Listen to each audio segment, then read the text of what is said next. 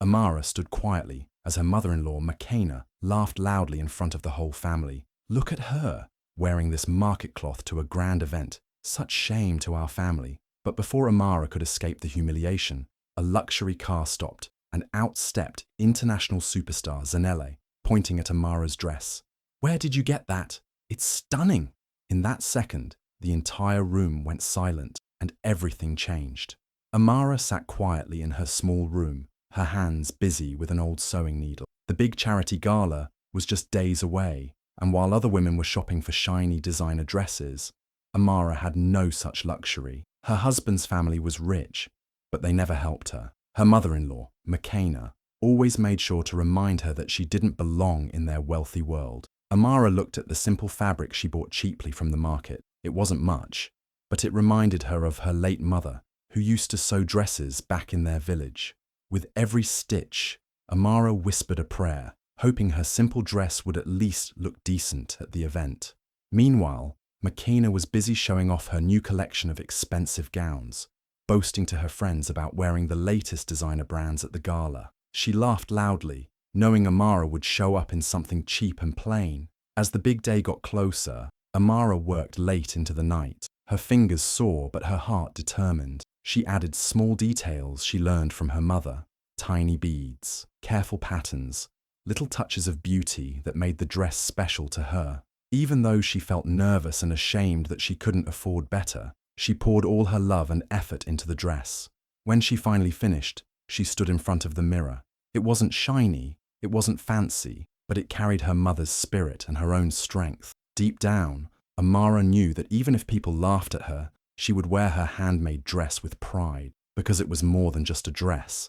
It was her story, her struggle, and her courage stitched into every thread.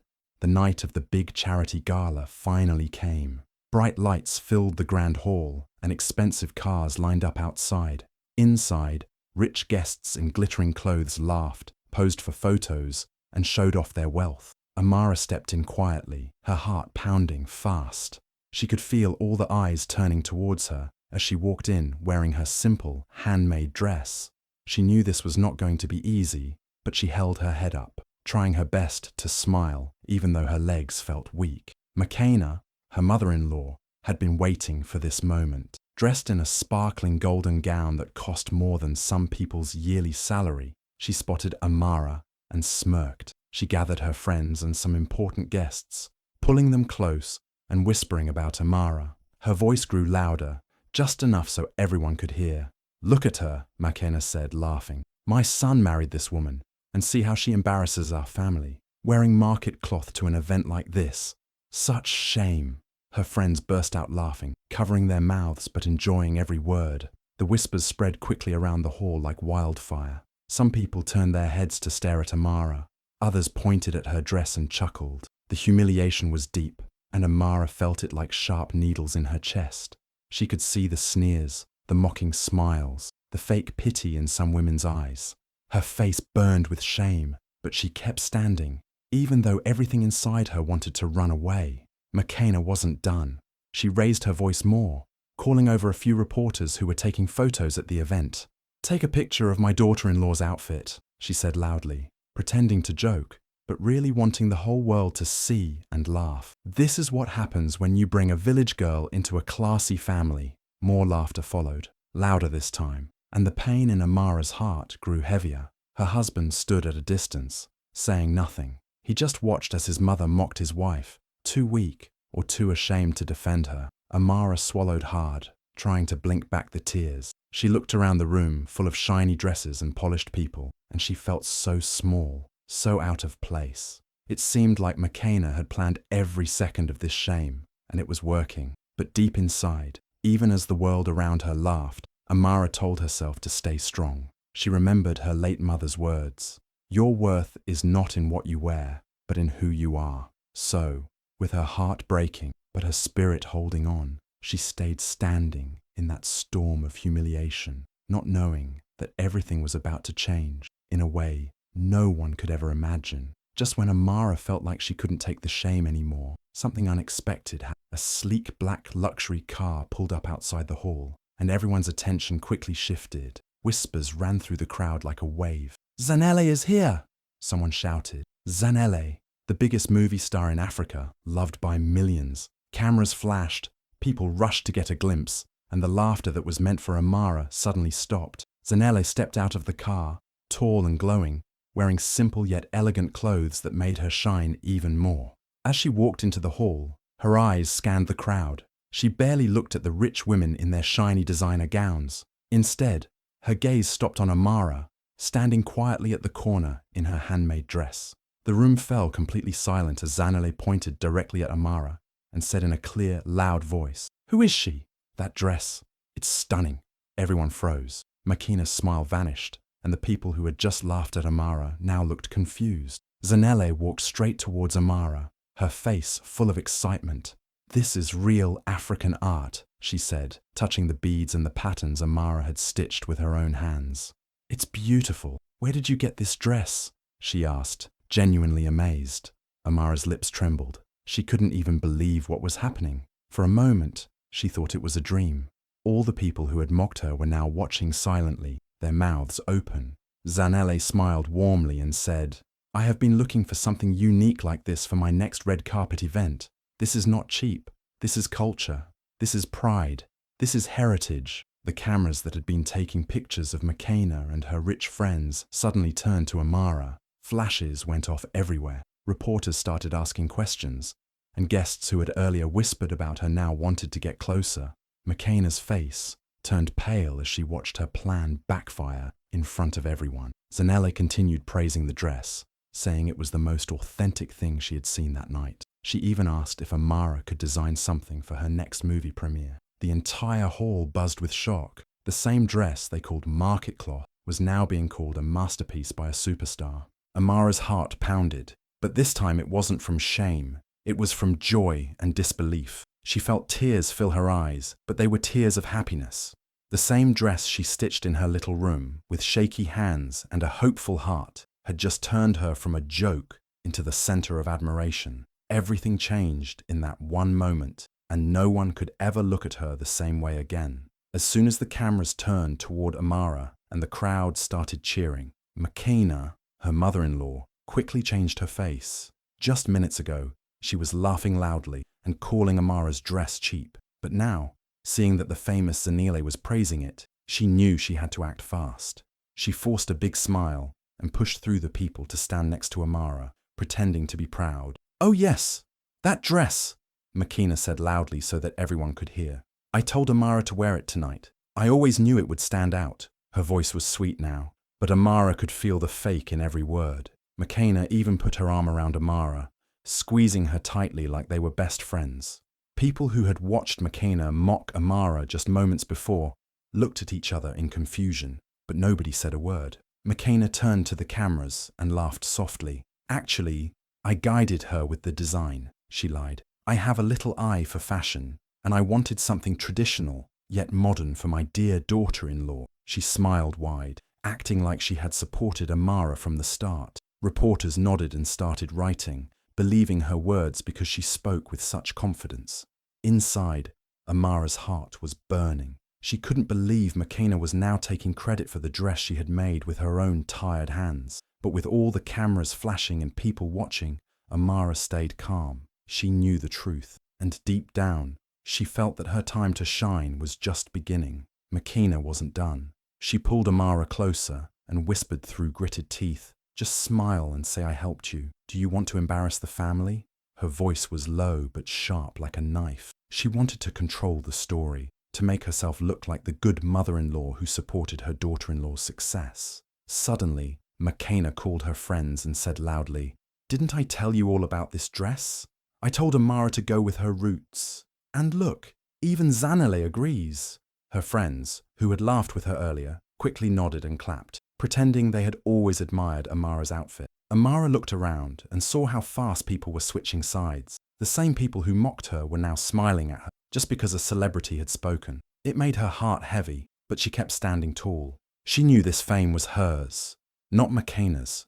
Inside, Makena was already dreaming about using this moment to boost her own image in society. But Amara quietly promised herself she would not let anyone steal her hard work. She would play along for now, but soon The whole world would know the real story, the real truth, and nobody would be able to take it from her. Amara stood there, surrounded by flashing cameras and fake smiles, but her mind drifted far away, back to a little mud house in her village. She remembered sitting on the floor as a child, watching her mother work. Her mother's hands moved so quickly, stitching colourful pieces of cloth together like magic. Amara used to think her mother was the best seamstress in the whole world. She would watch for hours, her small eyes following every needle pull, every cut, every knot tied carefully. Her mother would smile and say, "One day, Amara, you will sew even better than me. Your hands will tell stories through cloth." Amara would giggle and shake her head, but deep inside, she dreamed of being just like her mother, kind, strong, and skillful. Those days were simple, but they were the happiest days of her life. But then, things changed too soon.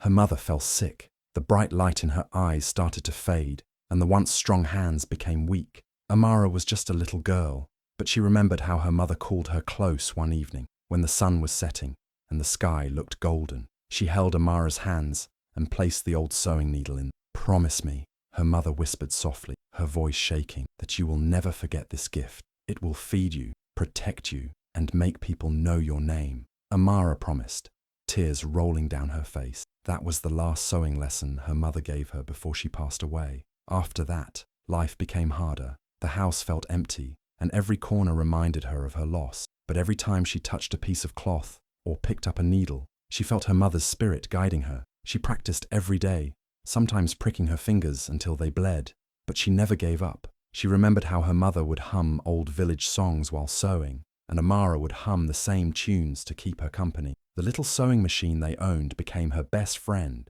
and thread and fabric became her way to survive. Years later, even when she married into a rich family where people looked down on her, she still held on to that promise. That's why, when she couldn't afford a fancy gown for the gala, she didn't feel broken. She picked up her needle, just like her mother had taught her. She stayed up late at night, sewing bead by bead, stitch by stitch, while tears sometimes fell onto the cloth. Every pattern she made carried a memory of her mother, every thread woven with love and pain. So now, as Zanele called her dress a masterpiece, Amara knew deep in her heart this was not just about fashion. It was her mother's dream, living on through her. It was the promise fulfilled. And even though her mother was gone, Amara felt her standing right there beside her, smiling proudly. The whole hall was still buzzing from the moment Zanele, the superstar, praised Amara's dress. But then, something even bigger happened. Zanele walked closer to Amara, her eyes shining with excitement. Everyone watched, holding their breath. The rich guests, the camera people, even Makena, the mother-in-law who had been mocking Amara moments ago, were frozen in shock. Zanele took Amara's hand gently and said, "I have never seen such beautiful work. This is real African art. Who made this dress for you?" Amara, her voice shaking, whispered, "I made it myself." Her hands were trembling, but she managed to say it clearly. Zanele smiled even wider and said loudly so everyone could hear, "You? You made this? Then I want you to design my next outfit for the International Awards show in London." The whole hall gasped. People dropped their glasses, mouths wide open. This was Zanele, the queen of fashion, asking a woman they just called cheap and poor to create a dress for the world stage. Amara felt like she couldn't breathe. Her heart was beating so fast, it almost hurt. She looked around and saw the faces of people who used to laugh at her. Now they looked jealous, surprised, and embarrassed. Makena's face turned pale. The same woman who said Amara brought shame to the family was now watching as the world's biggest celebrity lifted Amara high in front of everyone. Zanele wasn't done. She said, "Your style is fresh, real, and powerful. The world needs to see more of this. I want you to make something special for me, and I will tell everyone where it came from." Reporters started snapping photos, and the news spread like wildfire. People were already posting on social media. Zanele chooses unknown designer from small village. Amara's husband, who had been silent all evening, now stepped forward, looking shocked but proud. The other women, who had spent thousands on their fancy dresses, now wished they could hide. Amara stood there, tears in her eyes, feeling like all the pain, all the late nights sewing, all the mocking, it was all leading to this moment. Zainal gave her card and said, "Call my manager tomorrow. I want to start as soon as possible. She hugged Amara, and that hug was like a stamp of approval in front of the whole world. The cameras flashed again and again, capturing the moment when a simple village girl became the next big name in fashion. The whole room clapped, even the people who didn't want to, because they had no choice. Amara had just turned her biggest shame into her biggest victory, and no one could deny it anymore. Her life was about to change forever. It didn't take long before the jealousy started. The moment Amara's name began to spread like fire after Zanelli's big compliment, her mother-in-law, Makena, and her sister-in-law, Lydia, couldn't stand it. They had spent years looking down on Amara, calling her poor and useless. Now, seeing her rise so fast, they felt bitter inside, so they started whispering lies to anyone who would listen. Makena told people at her women's club that Amara didn't make the dress herself, that she copied it from a famous designer online. Lydia went even further, saying Amara had stolen someone else's design and was now pretending it was her own. At first, people didn't believe them, but the rumors grew. Some blogs started asking questions. Is Amara's success real or fake? Friends who once clapped for her now looked at her with doubt. Some customers who wanted to buy dresses from her started to cancel, afraid they would be buying stolen design. Amara could feel the change. The same family members who had first acted surprised by her success were now turning people against her, smiling in her face but stabbing her back in secret. Makena even called Amara's husband aside, telling him that all this attention was dangerous, that it would bring shame if people found out his wife was a fraud. Lydia went on social media, liking and sharing posts that hinted at design theft. Their plan was simple: make so much noise with lies that Zanelli and others would start to doubt Amara. They wanted to destroy her rising fame before it could grow bigger. Amara, at first, tried to ignore it, but when she saw the hurtful comments online and noticed that people were starting to pull away, she knew this was serious. Her heart was heavy. After everything she had gone through, now her own family was trying to pull her down just when she had finally started to climb up. The pain cut deep because it wasn't strangers doing this. It was her own mother-in-law and sister-in-law. She stayed up late at night, reading the posts, tears running down her face. The same people who once mocked her dress were now saying she was a cheat. It felt like the whole world was turning against her again. But deep inside, Amara knew the truth. She knew the dress was her work, her design, her late night sewing until her fingers ached. And even though the lies were spreading fast, she decided she would not let them win. She would fight back, not with more lies, but with the truth that no one could break. Amara knew she couldn't stay quiet anymore. The lies were spreading too far, and people were beginning to believe them. Her heart was heavy, but she wiped her tears and made up her mind. She would show everyone the truth. So, one sunny afternoon, when the family gathered again at the big house, Amara came in holding something close to her chest, her old sketchbook. It was worn out, the cover faded, but inside it held all her dreams and hard work. It also held something more powerful, proof. As everyone sat there, including Makena and Lydia, who were still busy whispering and smirking, Amara stood up. Her voice shook at first, but then grew stronger. She told them she had heard all the lies. She looked straight at Makena and Lydia and said, "Enough." The room went quiet. People leaned in, curious. Then, slowly, Amara opened her sketchbook and started showing the pages. There were designs drawn with care, some rough, some beautiful, but all original. She pointed to the date written on each page, showing that they were made long before the gala night. Then she turned to the most special page, the sketch of the dress she wore that night. It was drawn with her late mother's help. Her mother's handwriting was there too, with little notes about fabric and colours.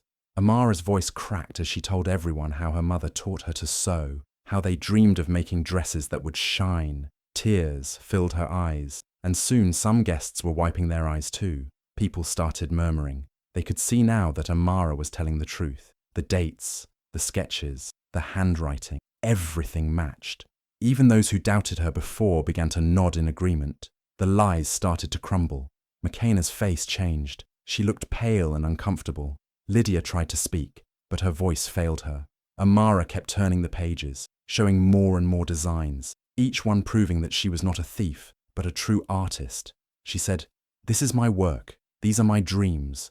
No one can steal that from me." The whole room erupted in applause. Even people who had believed the rumors stood up, clapping and cheering for Amara. Some came forward to hug her, saying they were sorry for doubting her. It was a powerful moment. Amara felt the weight lift from her chest. She had not only cleared her name, but also honored her mother's memory in front of everyone. As she closed the sketchbook and held it close to her heart, Amara looked at Makina and Lydia one last time. They sat there, silent and ashamed. The truth had won, and in that moment, Amara knew her journey was just beginning. Amara could hardly believe how her life had changed. Just some weeks ago, people were laughing at her simple dress. Now, they were begging to know who made it. Everywhere she went, people stopped her to say they admired her style and strength. But Amara didn't let the fame get to her head. She remembered her mother's words, "Use your gift to bless others." So, with her heart full of hope, she decided to start her own fashion brand. She called it Mama's Legacy, in honor of her late mother who taught her everything. She started small, in a tiny shop with colorful fabrics hanging everywhere. Amara began to sew with her own hands again. But this time, she wasn't alone. Young girls from her village, who once had no job or hope, joined her. She taught them how to sew, just like her mother taught her. They laughed, they sang, and they worked together like family. Each dress they made was not just clothes. It was a story of dreams, strength, and African pride. Soon, pictures of her design started trending on social media. People were amazed by the beauty and meaning behind each dress. Celebrities began to notice too. One day, Amara got a message from a famous singer saying she wanted a dress for her next music video. Another big actress wanted an outfit for an international award show. Amara's heart raced with joy. Orders started pouring in, not just from her country, but from around the world. Everyone wanted a piece of Mama's legacy. Her small shop became too small for the growing demand. So, she opened a bigger studio in the city, with her brand name shining bright on the door. People who once mocked her now lined up outside, hoping to get a dress. Magazines wrote about her, calling her the queen of African handmade fashion. TV shows invited her to share her story, and people clapped every time she spoke about her mother and the village girls she trained. Amara stayed humble through it all. She always made sure to remind everyone that her success came from her roots, her late mother's love, and her own hard work. Every dress sold carried a tag that read, "Made with love by Mama's Legacy." It touched people's hearts and made them feel connected to something real and beautiful. From being mocked and shamed, Amara rose like a shining star. Her fashion label became not just a business, but a movement, celebrating African beauty, handmade art, and the power of never giving up. And as she watched her designs on red carpets and magazine covers, Amara smiled, knowing her mother's dream was alive and even bigger than they ever imagined. Weeks passed, and Amara's brand, Mama's Legacy, continued to rise. She became a household name, a symbol of strength and resilience. Her dresses were now seen on the world's biggest stages, worn by celebrities who once looked down on her. But despite all her success, one thing was still weighing heavily on her heart: her mother-in-law, Makena. Makena had been silent for a while, avoiding Amara and the success that she had achieved. But one day, out of the blue, Amara received a call. It was Makena. She was asking to meet. Amara hesitated for a moment, but then, feeling a strange sense of calm, she agreed. The meeting was set at a fancy cafe in the city. When Amara arrived, she saw Makena sitting at a table, nervously fiddling with her napkin. The older woman looked different, humbled. As Amara sat down, she could see the regret in her eyes. "Amara," Makena began, her voice shaky. I want to apologize for everything I said to you, for mocking you, for not seeing your worth. I was wrong." Amara listened, her face unreadable. Makena continued, "I was so proud, so focused on appearances. I failed to see what was in front of me. You're incredible. I was blind to your talent, and I want to make it right. Please forgive me." For a moment, Amara sat still, letting the words sink in. Makena was clearly embarrassed, even a little broken by her own actions. And yet, there was something in Amara's heart that wouldn't let her forget the past. She had worked too hard to get here, and she had learned a valuable lesson about pride and respect. With a calm, steady voice, Amara finally spoke. "Makena, respect isn't bought with money. It's earned," she said, her words sharp but gentle. "I've forgiven you, but I don't need your apology to move forward. I choose love, not pride. You can keep your pride." Makena's face fell. She didn't know what to say. For the first time, She saw how much she had underestimated Amara, and how much Amara had grown. The room grew quiet, and all the noise of the past, the hurt, the shame, the pride, seemed to vanish in that moment. Amara stood up, her eyes soft but firm. "I wish you well," she said. "But I have my own path now, and it's one I walk with love, with humility, and with the strength my mother gave me." As Amara walked out of the cafe, she felt lighter. She didn't need anyone's approval anymore. She had built something that was hers, something that no one could take away. And with every step, she knew her choice was right. She had chosen love over pride, and it had brought her peace.